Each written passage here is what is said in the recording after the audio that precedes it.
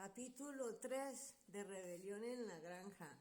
Dios, aquí en este capítulo es donde usted se da cuenta que cuando hay gente sucia en el movimiento, no funcionan las cosas.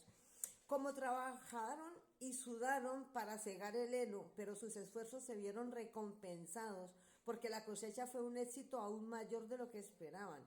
A veces el trabajo era duro, los instrumentos no habían sido diseñados para los animales, sino para los seres humanos, y era un gran inconveniente que ningún animal pudiera utilizar herramientas hechas para trabajar de pie sobre las patas traseras.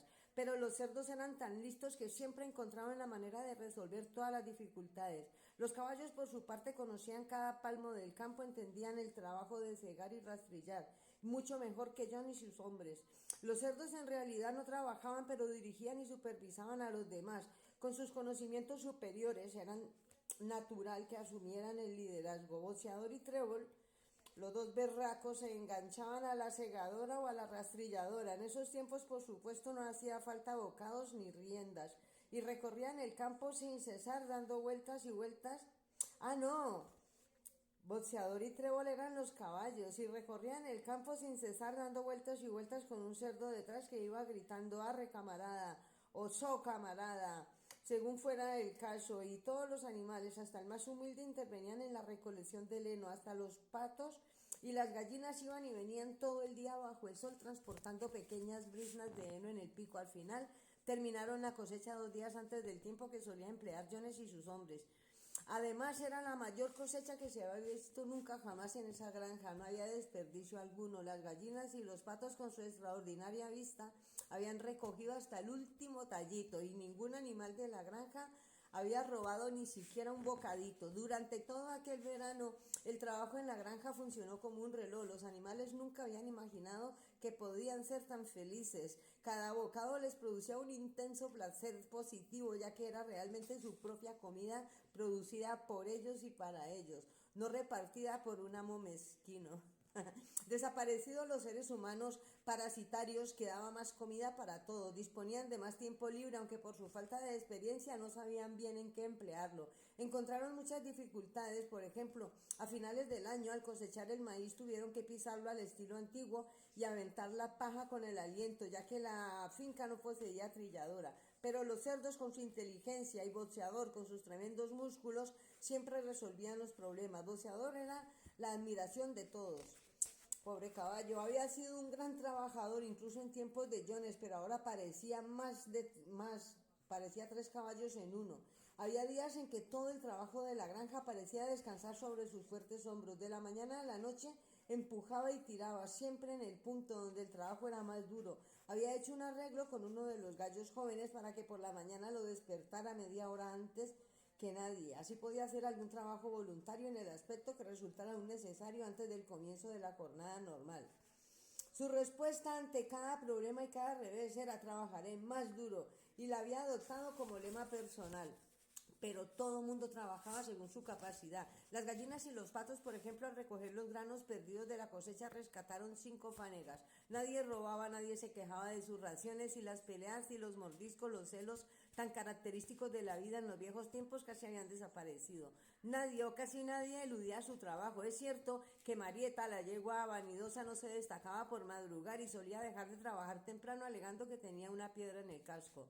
Y la conducta de la gata pues era un poco rara. Pronto se descubrió que cuando había que trabajar o que hacer algo, la gata nunca estaba, se esfumaba durante varias horas y reaparecía cuando iban a comer o por la noche cuando había terminado el trabajo, como si nada hubiera ocurrido. Pero en sus excusas eran siempre tan excelentes y ronroneaba con tanto cariño que resultaba imposible no caer en sus buenas intenciones.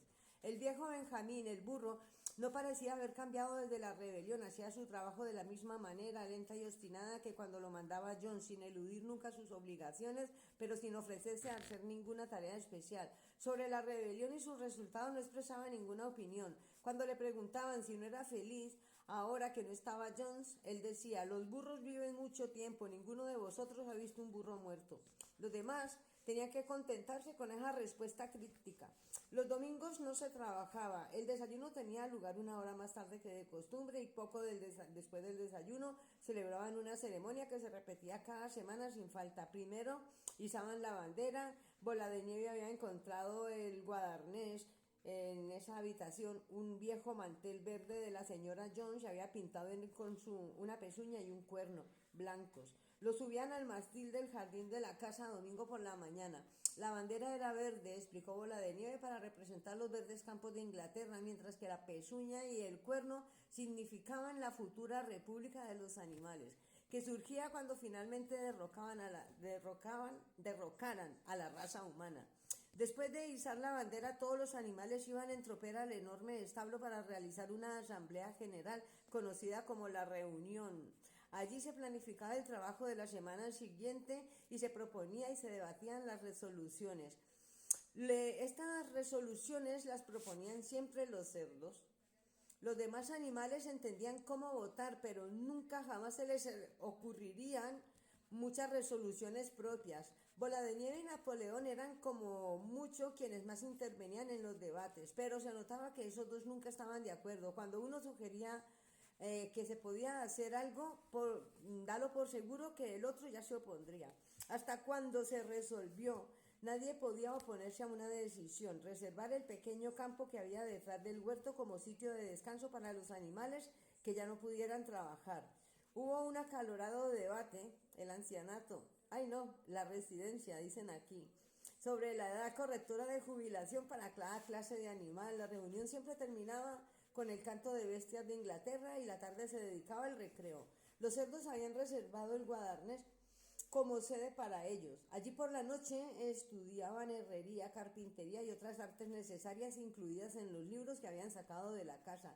Bola de Nieve también se ocupaba de organizar a los demás en lo que dominaba comités animales. En esto era incansable. Formó el comité de producción de huevos para las gallinas, la liga de rabos limpios para las vacas, el comité de reeducación de camaradas salvajes, que eran las palomas y los conejos, cuyo objeto, era domesticar a las ratas y a los conejos, y el movimiento Lana Más Blanca para las ovejas, y algunos otros, además de instituir clases de lectura y escritura.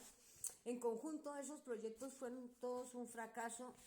Por ejemplo, domesticar a las criaturas salvajes se malogró casi de inmediato. Siguieron actuando como antes y cuando se las trataba con generosidad se limitaban a aprovechar la situación. La gata entró en el comité de reeducación y durante unos días participó con mucho entusiasmo. Un día la vieron sobre un tejado conversando con unos gorriones que se mantenían fuera de su alcance. Les decía que ahora todos los animales eran camaradas y que si un gorrión quisiera se le podía posar en la pata. Pero los gorriones no cayeron, no picaron, conservaron la distancia. Sin embargo, las clases de lectura y escritura tenían mucho éxito. Al llegar a otoño, casi todos los animales de la granja sabían hasta cierto punto leer y escribir. Los cerdos ya sabían leer y escribir perfectamente. Los perros aprendían a leer bastante bien, pero solo les interesaba leer los 7 mandamientos.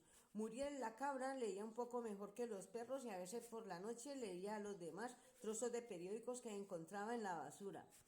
Benjamín leía también como cualquier cerdo, pero nunca ejercitaba esa facultad, por lo que sabía explicaba que no había nada que mereciera la pena de ser leído. Trébol aprendió todo el alfabeto, pero no podía construir palabras. Boceador no podía pasar de la letra D. Dibujaba ABCD en el polvo con el enorme casco y después se quedaba con la mirada perdida y las orejas hacia atrás. Y a veces movía la crin tratando con todas sus fuerzas de recordar sin éxito que venía a continuación.